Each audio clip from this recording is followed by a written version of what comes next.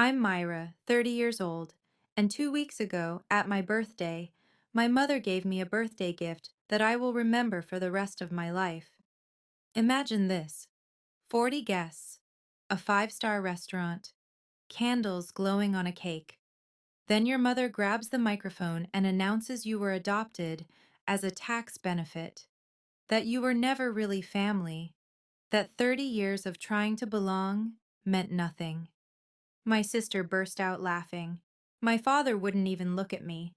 But what none of them knew was that I had an envelope in my purse, an envelope from my grandmother, and what was inside would make my mother run from her own party before the night was over. Before I continue, if you like stories like this, please hit like and subscribe, but only if you genuinely want to hear what happened next. Where are you watching from? Drop your city and local time in the comments. Now let me take you back 1 month earlier, to the day I got a phone call that changed everything. It was almost 8 o'clock on a Thursday night. I was still at my desk at Harrison and Cole Architecture, reviewing blueprints for a renovation project that wouldn't matter in 48 hours. My phone buzzed. Unknown number, Boston area code. I almost ignored it. These days, unknown numbers usually meant spam, but something made me answer. Miss Anderson? A man's voice, measured, professional. My name is Theodore Whitman. I was your grandmother's attorney. I straightened in my chair. Grandma Grace had passed 6 months ago. We'd had the funeral, read the will, said our goodbyes. Why was her lawyer calling now? There's a matter I need to discuss with you, he continued. In person. It concerns documents your grandmother left specifically for you. I don't understand. The estate was already settled. This is separate. He paused. Your grandmother left explicit instructions that no one else in your family should know about this conversation. She was very particular about that. My heart began to pound. Grandma Grace was the only person in my family who'd ever made me feel like I wasn't an outsider. She'd held my hand at family dinners when Patricia made her little digs. She'd whispered to me once when I was crying in her garden, "You belong here more than you know, sweetheart. One day you'll understand." I'd never understood what she meant. When can we meet? I asked. Tomorrow morning, 9 o'clock. I'll text you the address. After I hung up, I sat in my dark office for a long time. Grandma Grace had kept secrets. Secrets meant only for me. Part of me was afraid of what I'd find. A bigger part needed to know. That night, I came home to my apartment, the cramped one-bedroom I rented alone because living with family had never been an option. My phone buzzed again. The family group chat.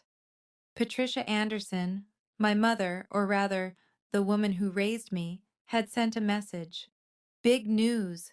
We're throwing Myra a 30th birthday dinner at the Sterling. Saturday the 15th, 7 p.m.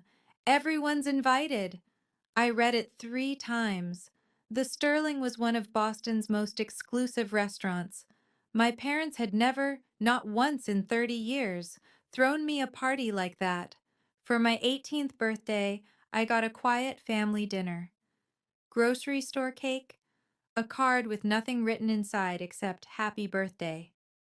That same year, Jenna turned 15 and got a pool party with 30 friends, a DJ, and a professional photographer. I remembered sitting at my own birthday dinner, watching Patricia introduce guests. This is Jenna, our daughter, and this is Myra. That pause, that tiny, deliberate pause before my name. I'd heard it 1,000 times. I stared at Patricia's text. Why now? Why this sudden grand gesture? Something felt wrong, like finding money on the street and knowing there had to be a catch. But maybe, whispered a hopeful voice I couldn't quite silence, maybe she's finally trying. Maybe this is different. I typed back, "Wow, thank you so much. I'm so surprised." Patricia replied immediately, "You deserve it, sweetheart. Sweetheart. She'd never called me that before. I set down my phone and stared at the ceiling. Tomorrow I'd meet with Grandma Grace's lawyer.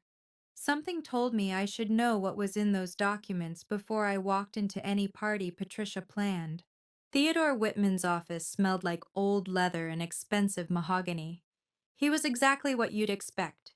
Silver hair, wire-rimmed glasses, the kind of handshake that meant business. Please, sit. He placed a large envelope on the desk between us. Cream-colored, sealed with wax, stamped with Grandma Grace's initials. G.A. Your grandmother prepared this 5 years ago, he said. When she was in perfect health and of completely sound mind, she made me promise to deliver it only to you, and only after her passing. I touched the envelope. It felt heavy with secrets. What's inside? A copy of her will, a personal letter, and a smaller sealed envelope she instructed you not to open unless, in her words, absolutely necessary. He met my eyes. She said you would know when the time was right. My hands trembled as I broke the seal. The will came first. I scanned the legal language until I found my name. I hereby bequeath the Anderson estate, along with all property and contents therein, to my granddaughter, Myra Anderson. I stopped breathing. The Anderson estate, Grandma Grace's mansion, the house where every holiday dinner happened, every family reunion, every important gathering. The house Patricia had decorated and maintained for 20 years, as if it were already hers. This can't be right. It's entirely legal. 3 independent attorneys witnessed the signing. Video documentation exists. But why me? Mr. Whitman handed me the letter. Perhaps this will explain. He leaned forward. The will goes public in 2 weeks. Your grandmother wanted you to have time to prepare. Prepare for what? His expression was grim. For what your family might do when they find out. I waited until midnight to read Grandma Grace's letter. My apartment was dark except for one lamp. Outside, Boston hummed with distant traffic. I unfolded the pages, her elegant handwriting, achingly familiar, and began. My dearest Myra, if you're reading this, I'm gone, and there are things I should have told you when I was alive. I wasn't brave enough then. I'm sorry. First, know this. I have loved you from the moment I first held you. Not because I had to, because you were light in a family that had forgotten how to shine. Second, I'm sorry I couldn't protect you better. I watched Patricia diminish you year after year, and I should have fought harder. I should have said more. Third, and this is the hardest part, you are not a stranger, Myra. You are not some random child adopted for convenience. You belong to this family more deeply than anyone has told you. You are my blood, my real blood. I cannot explain everything in this letter. The small envelope contains the full truth. Documentation, proof, everything you'll need when you're ready. But open it only when you must, when you're ready to face what it means. Be brave, my darling girl. You are so much stronger than they've ever let you believe. All my love, forever, Grandma Grace. I read it again, and again. You are my blood. What did that mean? I was adopted. Patricia had made sure I never forgot it. But Grandma Grace said I belonged, said there was proof. I looked at the smaller envelope, still sealed. Only open when absolutely necessary. I locked it in my safe that night. Something in my bones told me I'd need it soon. What I didn't know then, what I wouldn't learn until much later, was that across town, Patricia was making plans of her own. I pieced the story together afterward from what Aunt Helen told me and what I could infer from the wreckage. Patricia was pacing her living room. Jenna sat on the couch scrolling through her phone. I found out today, Patricia said, her voice tight. About the will. Jenna looked up. What will? Your grandmother's. That woman left the estate to Myra. Patricia's hands were shaking. The entire thing, the house, the land, everything. What? Jenna dropped her phone. How is that even possible? It's legal. She did it years ago, behind everyone's back, and the will goes public in 2 weeks. But that house, Mom, you've been decorating it for years. You've been planning to... I know. Patricia's jaw tightened. Which is why we need to act now. What do you mean? Patricia stopped pacing. Her eyes went cold. The birthday party. 40 guests. Everyone who matters. Jenna frowned. I don't understand. Myra has spent 30 years trying to earn her place in this family. She's desperate to belong. Patricia smiled, but there was nothing warm in it. If we humiliate her publicly, really humiliate her, she'll be too ashamed to show her face again. And once she's gone, contesting that will become much easier. Jenna hesitated. Mom, that's kind of harsh. That house was supposed to be yours, Jenna. Are you going to let some adopted charity case take it? The hesitation faded from Jenna's face. What do you need me to do? They had no idea what Grandma Grace had left me, and they had no idea I was ready to use it. 1 week before the party, I was at Nordstrom, doing something I rarely did, spending money on myself. A dress. Something beautiful. If my family was actually throwing me a real birthday party, I wanted to feel like I deserved to be there. The emerald one, said a voice behind me. It'll bring out your eyes. I turned. Lucas Smith, my closest friend at the firm, was grinning. Are you stalking me now? Saw you through the window. You looked like you were overthinking. He tilted his head. Talk to me. So I did. I told him about the lawyer, the will, the letter. Not everything, not the part about being blood, but enough. Lucas listened without interrupting. Then he said something I'd never forget. Myra, you've walked into that family's traps your whole life. If there's even a chance this party is another one? He looked at me seriously. Don't go in empty-handed. What do you mean? Bring everything your grandmother left you, just in case. Lucas, I don't want to turn my birthday into a war. You might not have a choice. He squeezed my shoulder. Just be prepared. That's all I'm saying. That night, I laid everything out on my bed. The will, the letter, the sealed envelope I still hadn't opened. The clutch I'd bought was small, barely room for a phone and lipstick, but just big enough for the truth. I tucked the envelope inside. Just in case, I told myself. I didn't know then how right Lucas would be. I didn't know that in 7 days, I'd stand in front of 40 people, and those documents would be the only thing standing between me and complete destruction. The sterling took my breath away. Crystal chandeliers cast dancing light across white tablecloths. Floor-to-ceiling windows framed the glittering Boston skyline. A U-shaped banquet table dominated the room, and at its center sat a chair wrapped in ribbon. My chair. 40 guests had already arrived, relatives I saw once a year, friends of my parents, a few colleagues Patricia had insisted I invite, to make it look real, I'd later realize. Myra! Birthday girl! Patricia swept toward me in a navy dress, arms open wide. Her hug was stiff, her smile not quite reaching her eyes. Thank you for all this, I said. It's a lot. You deserve it, sweetheart. That word again, sweetheart. My father, Richard, appeared next. Brief handshake, eyes that wouldn't meet mine. Happy birthday, he murmured, already retreating. Jenna didn't bother with hello.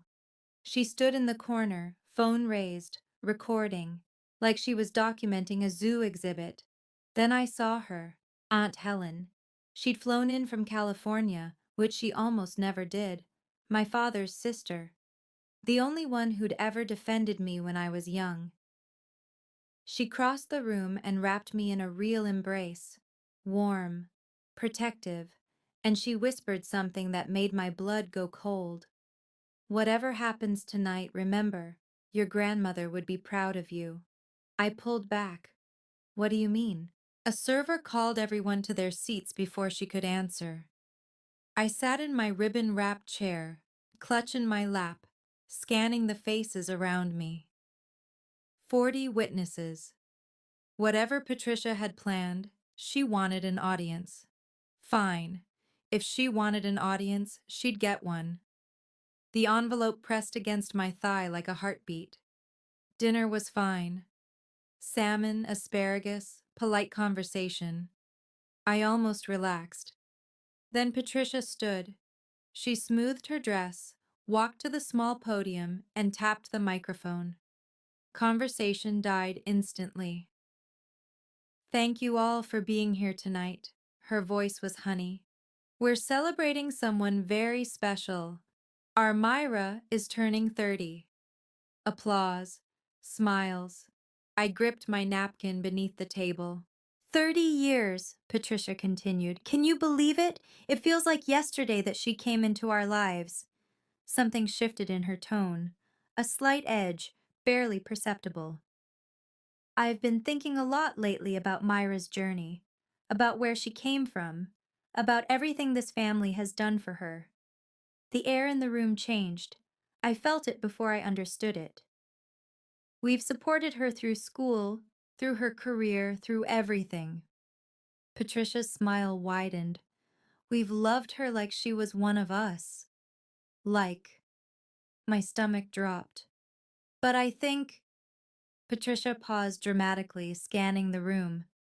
It's time we were honest. Don't you? Murmurs rippled through the guests. Confused glances exchanged. I looked at my father. He was staring at his plate, shoulders hunched, refusing to look up. I looked at Jenna, phone raised, recording, smiling. For 30 years, Patricia announced, we've kept a secret. But secrets have a way of coming out, don't they? And I think tonight, on Myra's special day, she deserves to finally know the truth. My heart pounded so hard I could hear it. Across the table, Aunt Helen half rose, face pale. Patricia! Her voice was sharp. Don't do this! Patricia ignored her completely. Myra, sweetheart. She turned to face me directly, eyes glittering. Are you ready to hear the truth? Myra isn't our biological daughter. The words hit the room like a bomb. Gasps, whispers, 40 pairs of eyes swiveled toward me. She's adopted! Patricia's voice rang with something almost like triumph. We took her in when she was 2, and do you know why? I sat frozen, couldn't move, couldn't breathe. Tax benefits. Patricia actually laughed. The government had this wonderful program back then. Adopt a child, get a nice deduction. Richard and I thought, well, why not? We could use the write-off.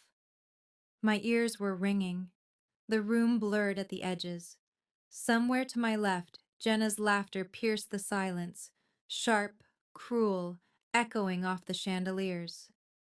So there it is, Patricia continued, spreading her hands wide like a performer taking a bow. The truth. Myra was never really part of this family. She was a financial decision. She turned to me with exaggerated sympathy. I hope this doesn't upset you, sweetheart. But after 30 years of pretending, I thought you deserved honesty. I couldn't feel my hands, couldn't feel anything. 40 people stared at me, some horrified, some pitying. One woman was already whispering to her husband. My father still hadn't moved, hadn't looked up, hadn't said a single word in my defense. Jenna lowered her phone just long enough to call out, "Happy birthday, sis!" More laughter from somewhere. The silence stretched. Patricia waited. She was waiting for me to crumble, to cry, to flee in humiliation. That's what she expected. That's what she'd planned for. But then I felt it, the weight of the envelope in my clutch, Grandma Grace's words echoing in my mind. "Be brave, my darling." I took a breath, and I stood up. I stood. I didn't speak immediately. I stood there, letting the silence stretch, letting 40 pairs of eyes register that I wasn't crying, wasn't running, wasn't doing any of the things Patricia had scripted in her head.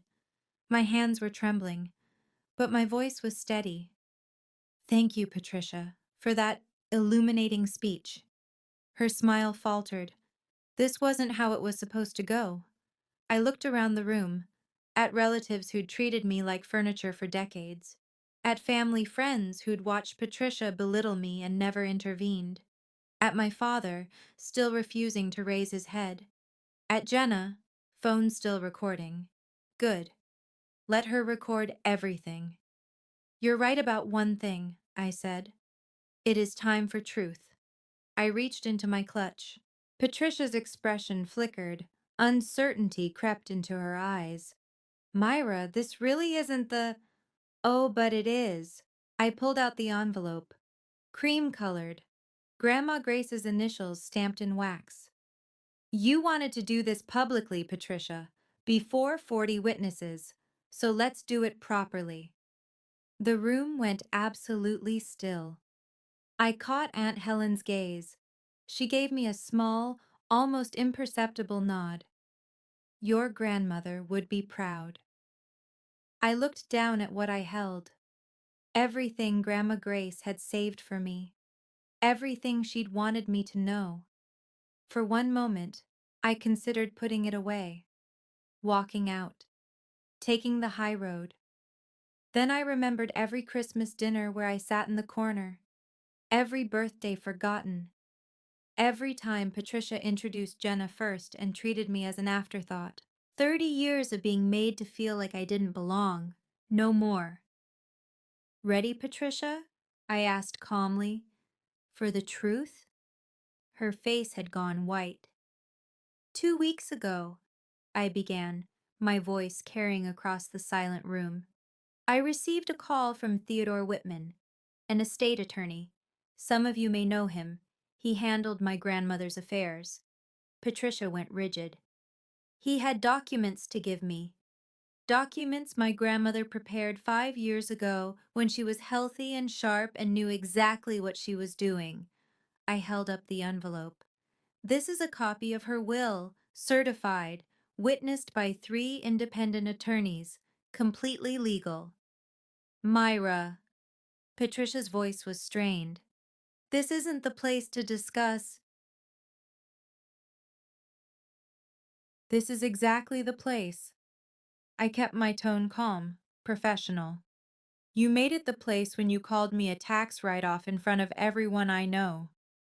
Several guests shifted uncomfortably. Someone coughed.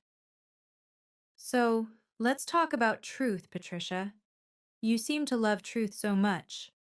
I opened the envelope. "Let me share some." Jenna had lowered her phone. Her smile was gone. My father finally looked up. His face had gone gray. I pulled out the first document. "Want to know what this says?" Patricia's eyes were wide with something I'd never seen on her before. Fear. "It says Grandma Grace left me the Anderson estate. The house, the contents, the land, everything." The room erupted in whispers. "That's impossible," Patricia started. "It's entirely legal." I cut her off. "I can recite the exact language if you'd like, word for word." Patricia's mouth opened and closed. Nothing came out. "But here's the thing." I smiled. Calm, controlled. "The house isn't even the most interesting part." I watched her face drain of color. "Do you want to tell them, Patricia? Or should I?" Let me pause here for just a second. If you've made it this far and you want to know what else is in that envelope, tap like and drop a comment telling me what you think Grandma Grace's secret is. I read every single one, and trust me, what I'm about to reveal is wilder than anything you're guessing right now.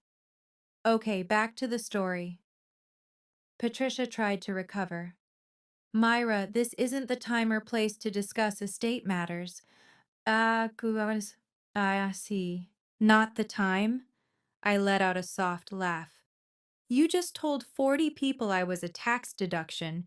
You don't get to decide when it's not the time. Whispers rippled through the guests. Uncomfortable glances passed between couples. This is a family matter. Patricia stepped toward me. We should continue this privately. No. My voice didn't waver. You wanted an audience for your performance. You've got one. Patricia spun toward my father. Desperation leaked into her voice. Richard, say something. Every eye shifted to him.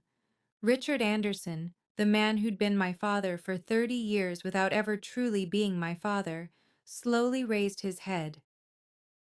Pat, he said quietly, maybe we should let Myra finish. Patricia looked like she'd been slapped. Richard, I'm tired, Pat. His voice cracked. I've been tired for a very long time. Jenna's jaw dropped. Dad! Let her speak. The room fell silent again. I hadn't expected that. 30 years of watching my father avoid every conflict. 30 years of watching him look away while Patricia made me feel invisible. And now, finally, he was pushing back. It didn't fix anything. Not yet. But something had shifted. Patricia stood alone at the podium. No allies left. I almost felt sorry for her. Almost. Shall I continue? I asked. No one objected. Good. I pulled out the second document, Grandma Grace's letter. Because you haven't heard the best part yet. Patricia's face was completely white now. She knew. I could see it in her eyes. She knew what was coming, and she couldn't stop it. I held up the will so everyone could see. This is certified, notarized, legally binding, prepared 5 years ago by Theodore Whitman, Grandma Grace's personal attorney. My voice was clear and steady. I'd rehearsed this in my head 100 times since that meeting. It states that the Anderson estate, the house, the property, all its contents, passes to me, Myra Anderson. Gasps rippled through the crowd.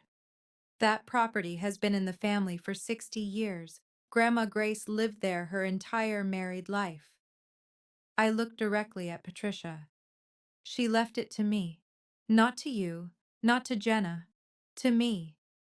That's impossible, Patricia sputtered. That house was supposed to... I've maintained that property for 20 years. Maintained it? I tilted my head. Or redecorated it like it was already yours. Someone in the back stifled a laugh. The will includes a statement. I read aloud. I make this decision because Myra is the only person in this family who loved me for myself, not for what I owned. Patricia's face contorted.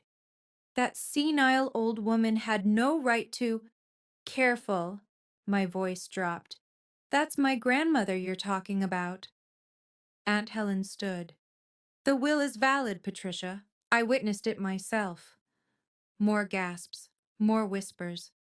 Patricia whirled on her. You knew about this? Mother was lucid, sharper than any of us. Aunt Helen's voice was ice. She knew exactly what she was doing. I let the moment settle. Let Patricia feel the walls closing in. But here's the thing, I said slowly. The house isn't even the most interesting part. Patricia's eyes went wide. There's more? Someone whispered. Much more. I unfolded Grandma Grace's letter. My grandmother wrote this by hand. and it explains something that changes everything. The room was so quiet, I could hear the chandelier crystals tinkling. I read aloud, "My dearest Myra, you are not a stranger who was adopted by chance.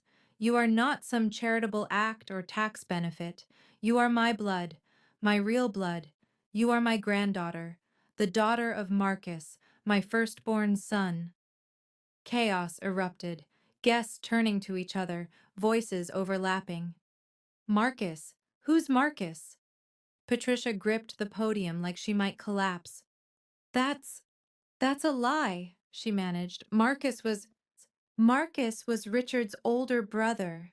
Aunt Helen's voice cut through the noise. He passed away when Myra was 2. Every head swiveled toward her. He struggled with addiction. Our parents disowned him, pretended he'd never existed. Aunt Helen's voice was steady but heavy with old grief. When Marcus died, Mother was devastated. He had a daughter, a 2-year-old who needed a home. She looked at me, eyes glistening. Mother begged Richard to take her in, to keep Marcus's child in the family. I could barely breathe. Richard had tears running down his face. "You're my niece, Myra," Aunt Helen said softly. "You always have been." I turned to Patricia. "You knew." It wasn't a question. "You've known the whole time." She said nothing. Her silence was admission enough. 30 years. My voice shook slightly. You made me feel like an outsider for 30 years, when I had more right to be here than you ever did. Patricia opened her mouth. But I wasn't finished. And that's still not everything.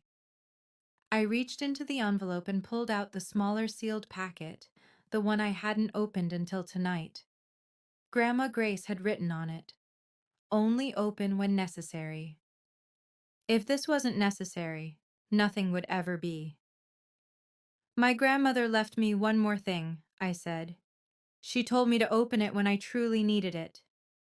I looked at Patricia, at her white face, her shaking hands. "I think now qualifies." Patricia lunged forward.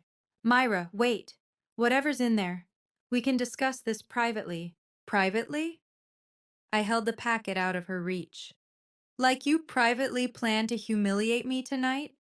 Like you privately recorded it so you could share my shame with everyone?" She froze. "Yes, I figured it out." I glanced at Jenna, who was frantically trying to stop her phone. "The public shaming, the recording. You thought if you embarrassed me enough, I'd disappear. Then you could contest the will without a fight."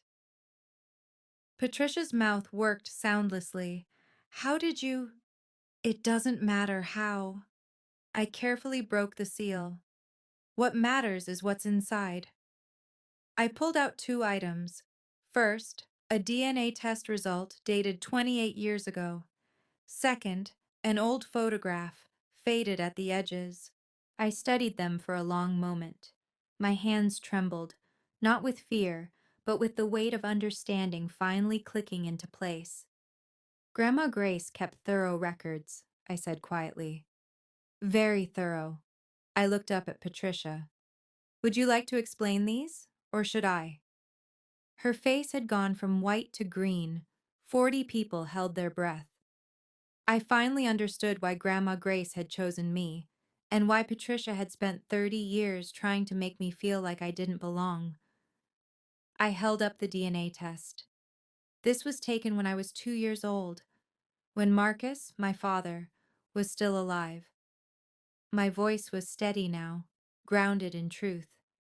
It confirms I'm his biological daughter. I studied the results again, at the detail that had made my breath catch when I first read it. But there's something else, something about Marcus himself. Patricia made a strangled sound. "Marcus Anderson," I read clearly, "was not biologically related to Harold Anderson, the man listed as his father." The room erupted. What does that mean? Someone called out. It means, Aunt Helen said quietly, that our mother had Marcus before she married our father. He was from a previous relationship. Harold adopted him when they wed, but Marcus was never a biological Anderson. I let that sink in. So Marcus wasn't Harold's biological son. I'm Marcus's biological daughter, which means I paused. The Anderson family has no blood claim to my grandmother's estate. Her property came from her family, not Harold's. I held up the photograph, a faded image of a young woman holding a baby. Same eyes, same smile. You married into a family, I told Patricia, that has no connection to this inheritance. The estate belongs to Grandma Grace's bloodline. I lifted the photo higher. And that bloodline is me. Patricia swayed.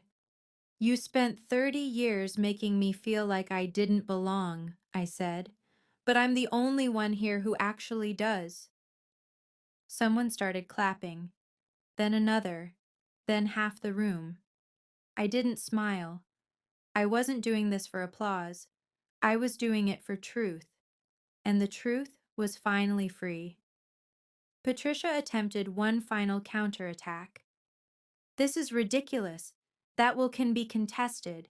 These documents could be forged. They're not forged, Aunt Helen stepped forward. I have video of Mother signing the will. I have the original DNA results in a safety deposit box. And I have 20 years of documentation of exactly how you treated Myra. Patricia whirled on Richard. Richard, are you just going to sit there? Are you going to let them attack your own wife? Every eye turned to him. Richard stood slowly. For the first time all evening, he looked his wife directly in the eye. Myra is my niece, he said quietly. My brother's daughter. She's always been family. His voice cracked. And I've spent 30 years watching you tear her down, watching you make her feel worthless. And I never stopped you. I never protected her. He turned to me. I'm sorry, Myra. I'm so deeply sorry. I nodded. I couldn't speak yet. Patricia looked around the room desperately, at guests who wouldn't meet her gaze, at Jenna crying silently in the corner, at the complete collapse of the perfect image she'd constructed over decades. This isn't over, she hissed. I'll fight this. You'll lose. My voice was calm. The will is airtight. The evidence is documented. And everyone here just heard you call your adopted niece a tax benefit. I stepped closer. You wanted to humiliate me, Patricia. You wanted to make me disappear. But all you did was show everyone exactly who you are. Patricia's face crumpled. For the first time in 30 years, she had nothing to say. I let myself breathe. The anger was still there, coiled in my chest. But I refused to become what Patricia was. I didn't want revenge. I wanted something better. I didn't come here to destroy anyone, I said. I came because I thought, maybe foolishly, that this was actually a birthday celebration. A few guests shifted uncomfortably. You tried to take something from me tonight, Patricia. My dignity, my sense of belonging. But here's what you never understood. I looked at her steadily. I don't need your permission to know my own worth. I never did. I just spent 30 years believing I did. I gathered the documents and returned them to my clutch. The estate is legally mine, but I'm not throwing anyone onto the street. That house meant something to Grandma Grace. She loved the people in it, even you, though I can't imagine why. Patricia blinked. She hadn't expected mercy. But everything changes now. My voice hardened. I will not tolerate being treated like I don't matter. Not anymore. From this moment forward, I set the boundaries, not you. I turned to Aunt Helen.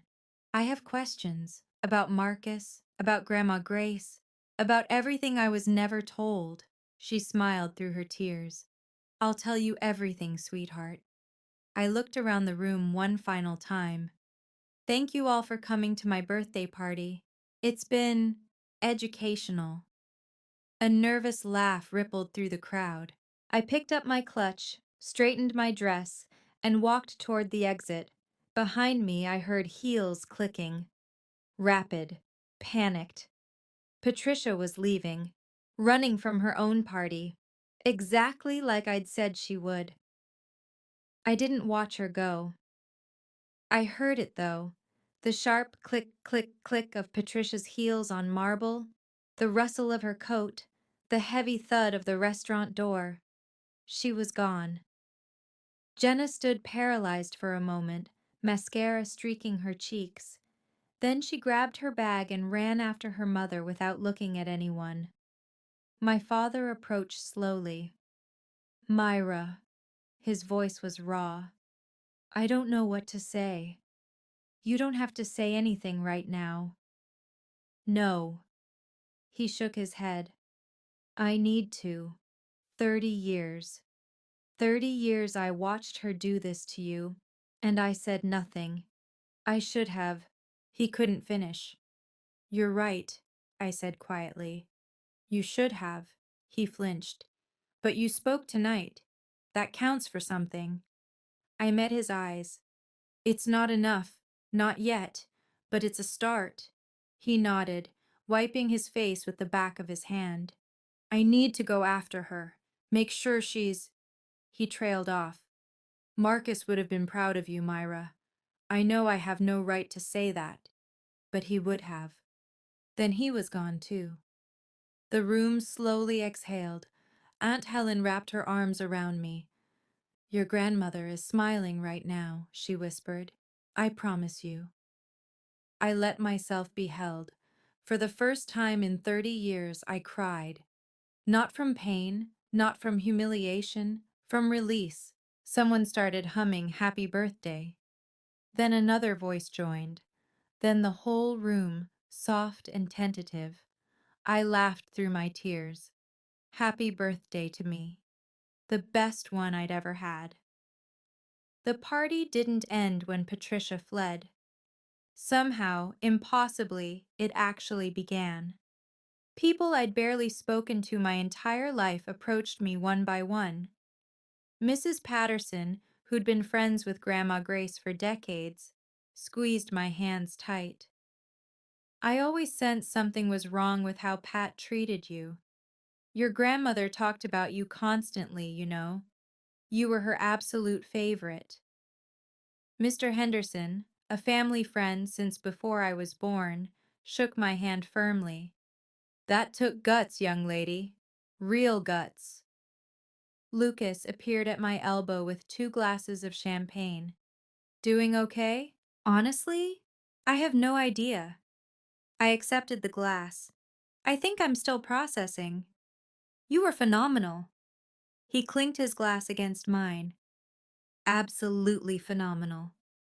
Aunt Helen pulled up a chair and began talking. About Marcus, about the brother she'd lost and the addiction that had stolen him, about his talent and his kindness and the way his face lit up whenever he held baby Myra. He wasn't perfect, she admitted. He made mistakes, but he loved you more than anything in this world.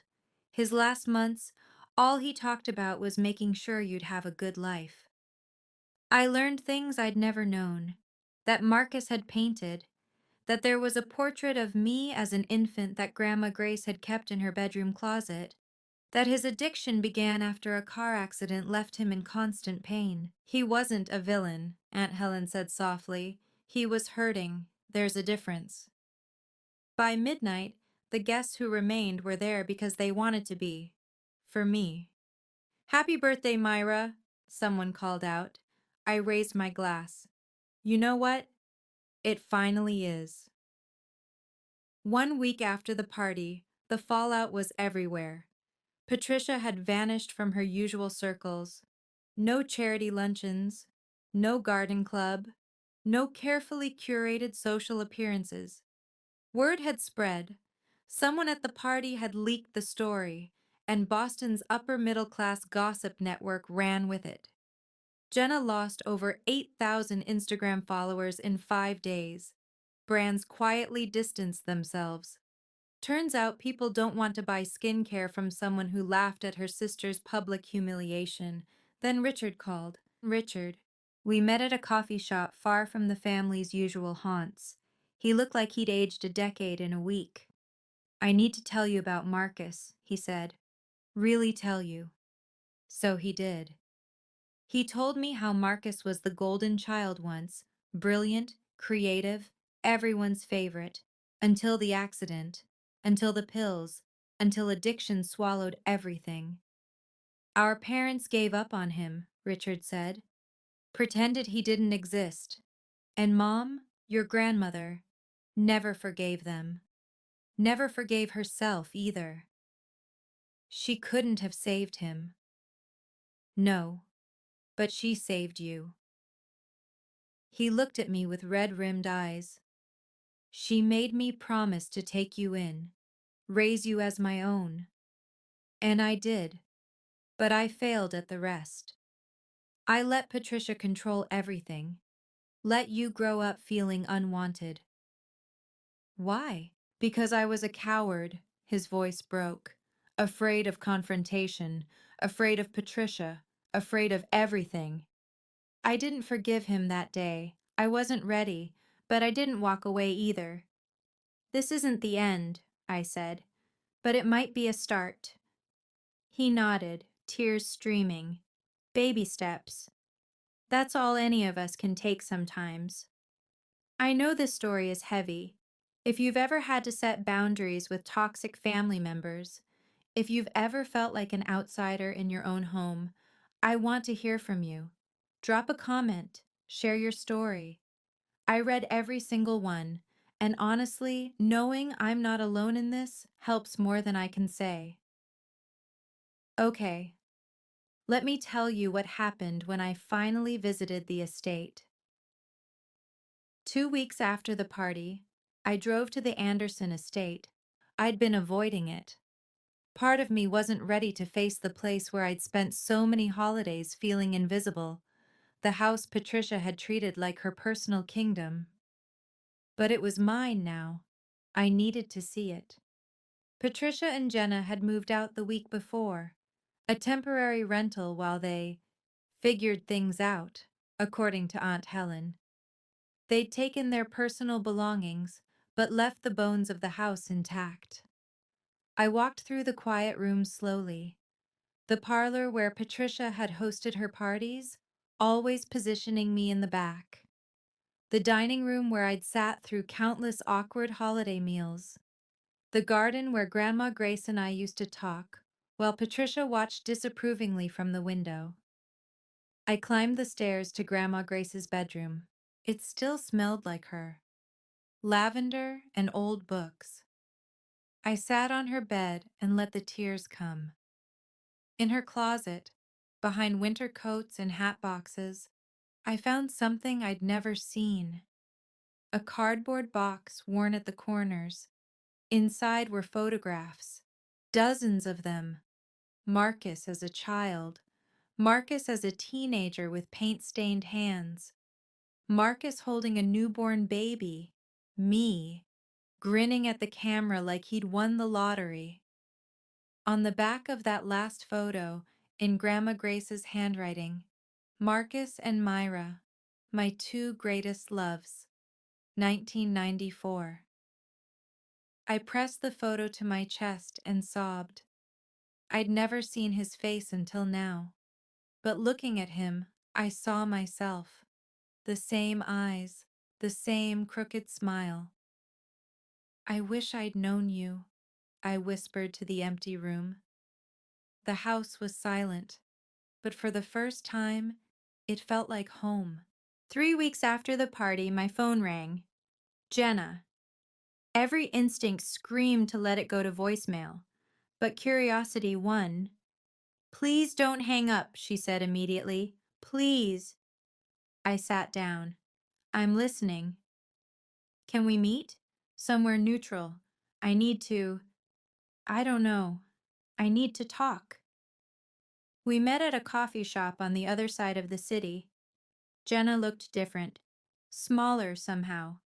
No perfect makeup, no Instagram ready outfit, just a tired young woman in jeans and a wrinkled sweater. I'm not here to apologize, she said immediately. I mean, I know I should, but I'm not there yet. Then why are you here? She stared at her untouched latte. I need to understand why Grandma loved you more. I blinked. What? She always looked at you differently, like you were special. Jenna's voice cracked. She never looked at me that way. Not once. Mom always said it was because you were the poor orphan and Grandma felt guilty. But that wasn't it, was it? No, it wasn't. You were actually her granddaughter. By blood. Jenna laughed bitterly. And I was just the consolation prize. Jenna, Mom told me my whole life that I was the real daughter, that you were the interloper. Her eyes welled up. But maybe I was the one who never really knew where I stood. I didn't know what to say. I'm not asking for forgiveness, she continued. I don't deserve it. But is there any chance, ever, that we could start over? I considered the question. The door isn't closed, I finally said, but you're going to have to earn your way through it. She nodded. It was the beginning of something. I just didn't know what yet. 1 month after the party, I made a list. Not a revenge list, a boundary list. Patricia. No contact. Not welcome at the estate. If she wanted to communicate, it would go through attorneys. Richard. Limited contact. Open to rebuilding, but slowly. Trust would be earned, not assumed. Jenna. Wait and see. She'd shown a crack in her armor, but cracks can seal over. I'd believe real change when I saw sustained evidence. Aunt Helen. Family. Real family. The kind I'd always wanted. I began making small changes to the estate. Nothing dramatic. I wasn't trying to erase memories, but I converted Grandma Grace's bedroom into a memorial space. Her photographs, Marcus's artwork, the portrait of infant me that he'd painted before he died. A tribute to the people who'd loved me before I could remember. Then I did something bigger. I created the Marcus Anderson Memorial Scholarship Fund for kids aging out of foster care who wanted to study art or architecture. Because your father never got a second chance, Aunt Helen said when I told her. But maybe someone else can. Exactly. The first recipient was a 17-year-old girl named Maya. She'd been in the system since she was 9. No stable home, no family who chose her. But she could draw like nothing I'd ever seen. At the scholarship ceremony, she tugged on my sleeve. Did you ever feel like you didn't belong anywhere? Every single day, I told her honestly, until I stopped waiting for permission. Permission? To belong, to matter, to take up space. I smiled at her. You don't need anyone's permission, Maya. Neither did I. I just took 30 years to figure that out. She hugged me. It felt like hope. 6 months after the party, I held a memorial at the estate. Not a funeral, we'd already had that. This was something different. A celebration, a remembrance, a closing of chapters and opening of new ones. The guest list was intimate. Aunt Helen, Richard, who'd been slowly, painfully rebuilding himself, Lucas, Mrs. Patterson, and a few of Grandma Grace's oldest friends, and Maya, the scholarship recipient, who I'd begun mentoring. No Patricia, no Jenna, not yet, maybe not ever. I arranged photographs on the mantel. Grandma Grace on her wedding day, young and radiant. Marcus at 20, paintbrush in hand, eyes full of dreams he'd never fulfill. and the photo of him holding me, the one I'd found hidden in the closet. I spoke first. Most of my life, I didn't know who I was. I knew I was adopted. I knew I was different. I knew I didn't fit. My voice held steady. But I didn't know I had a father who loved me, a grandmother who fought for me, a history that was mine. I looked at the photographs. Grandma Grace spent her final years making sure I'd learn the truth, that I'd have tools to defend myself when the time came. She couldn't protect me while she lived, not completely, but she found a way after. I lit 2 candles, one for her, one for Marcus. I never met my father, but he's part of me. I see him every time I look in the mirror. Richard was weeping openly. Aunt Helen held my hand. To Grace, I said softly, and to Marcus, I hope you're together now. To Grace and Marcus, everyone echoed. The candles flickered like heartbeats. I smiled through my tears. The official launch of the Marcus Anderson Memorial Scholarship made the local news. The estate had been transformed for the event, not into something unrecognizable, but into something new, warm, welcoming, the kind of home Marcus might have built if he'd had the chance. A modest crowd gathered, arts education advocates, former foster youth, local journalists, and at the center, 10 young artists displayed their work, each one a scholarship recipient. I stood at the podium and looked out at faces full of hope. My father never got a second chance, I said. He struggled, and when he reached out for help, he was turned away, disowned, erased. I took a breath. I don't want any child to feel erased. I don't want any artist to believe their dreams aren't worth fighting for. I gestured toward the scholarship recipients. These young people aren't charity cases. They're not tax deductions. A knowing laugh rippled through the crowd. They're the future, and they deserve every opportunity to shine. Afterward, Maya, the first recipient, tugged my sleeve. Ms. Anderson, can I ask you something? Always. Did you ever feel like no matter what you did, people would always see you as less? I knelt to her level every day of my life until I learned something important. What? Their opinion of me wasn't my truth. My truth was mine to create. I smiled. And so is yours. She hugged me, quick and fierce. Thank you, she whispered, for making me feel like I matter. I hugged her back just as tightly. You do matter, Maya. You always have. The cameras flashed, but I wasn't thinking about press coverage. I was thinking about legacy and how it doesn't end. It transforms. That night, I sat alone in Grandma Grace's room. The candles from the memorial still flickered on the mantel. The photographs watched over me. Outside the window, Boston glittered against a clear winter sky. I thought about everything that had changed, what I'd lost, the fantasy of a loving family, the delusion that if I just tried hard enough, Patricia would accept me, the version of myself that bent and broke and begged to fit into a space that was never built for me.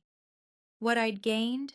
Truth, identity, real connections with people who chose me. Aunt Helen, Richard in his imperfect way, friends who showed up, freedom from seeking validation I was never going to receive, and something harder to name. Peace. I looked at the photo of Marcus. I wish you could see me now, I whispered. I think you'd be proud. The candle flame danced as if in response. Grandma Grace had taught me something profound through her final gift. You can't force people to love you.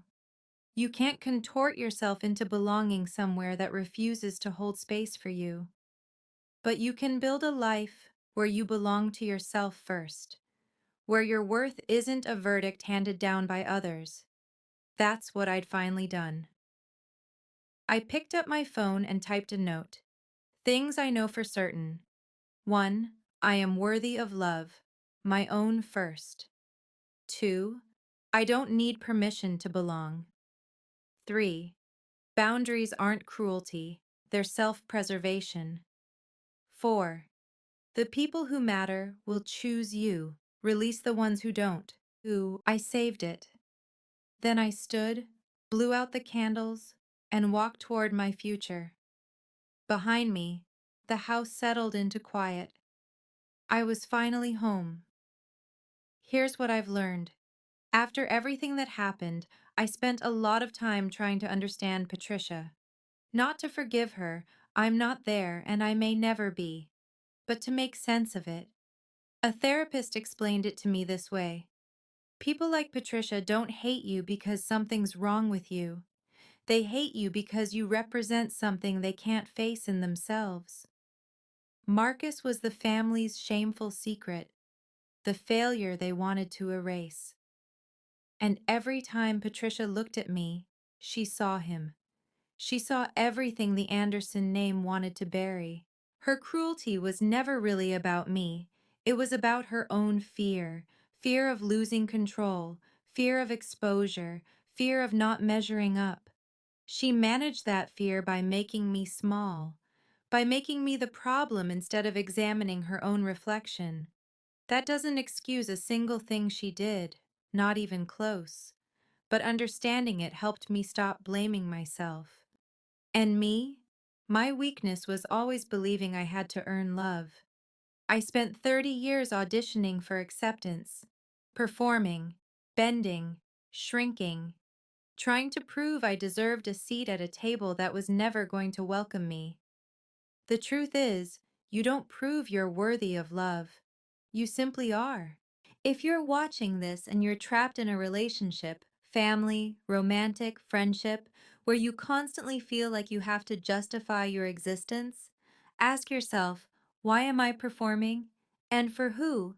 The people who genuinely love you will never make you audition for it. That's the lesson. That's what 30 years of pain finally crystallized into clarity. NCTA. Thank you for staying with me through this whole story. If any of it resonated, if you've ever felt like an outsider in your own family, if you've ever had to draw lines you were terrified to draw, if you've ever discovered a truth that rebuilt everything, I want to hear about it. Leave a comment. Tell me your story. I read every single one, and I promise you this, you're not alone. If this story meant something to you, hit subscribe, not for the algorithm, but because if you're still here, you probably understand what it means to fight for your own worth. And I want to keep sharing stories like this with people like you. Check the description for more. And remember, you don't need anyone's permission to belong. You never did.